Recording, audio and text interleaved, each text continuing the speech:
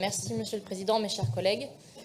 L'Association des maires de France a dit son inquiétude. Les sénateurs ont alerté sur une politique trop restrictive, mais comme pour la réforme des retraites, le gouvernement fait la sourde oreille.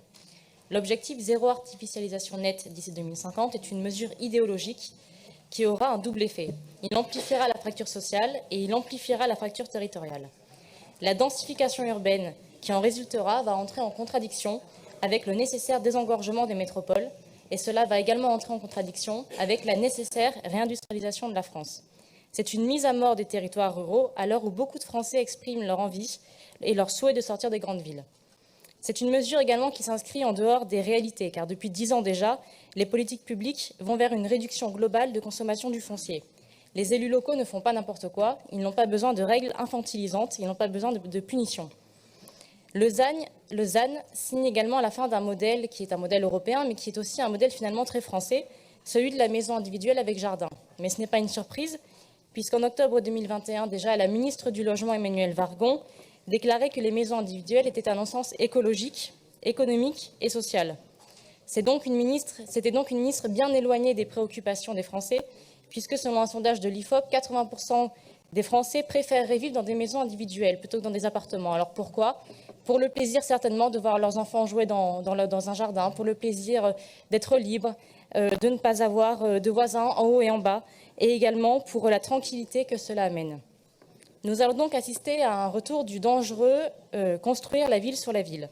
Or, nous avons désormais le recul nécessaire pour analyser les funestes conséquences sociales qu'a généré la construction verticale des années 60-70. Nous allons donc continuer d'entasser les Français dans des tours comme des lapins d'élevage dans des cages. La restriction des constructions aux zones déjà artificialisées aura également pour effet immédiat une hausse des prix du foncier, ce qui favorisera les classes aisées et pénalisera les classes les plus populaires et les classes moyennes. Parmi les politiques qui veulent imposer aux Français cette mesure inique, combien seront prêts à déménager de leur maison individuelle avec jardin pour vivre dans un immeuble collectif?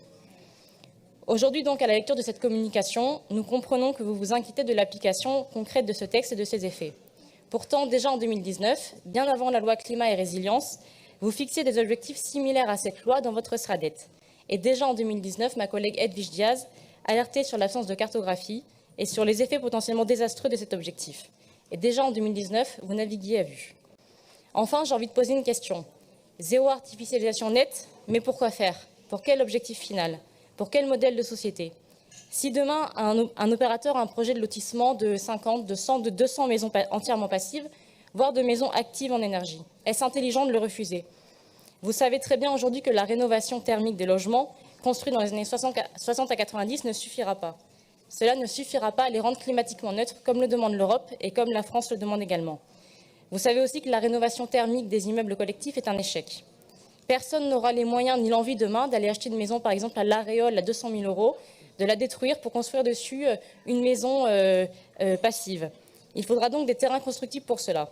Avec le ZAN, vous condamnez la révolution écologique que vous appelez de vos voeux et vous condamnez surtout l'avènement d'un nouveau modèle d'habitat neutre en énergie, voire producteur d'énergie.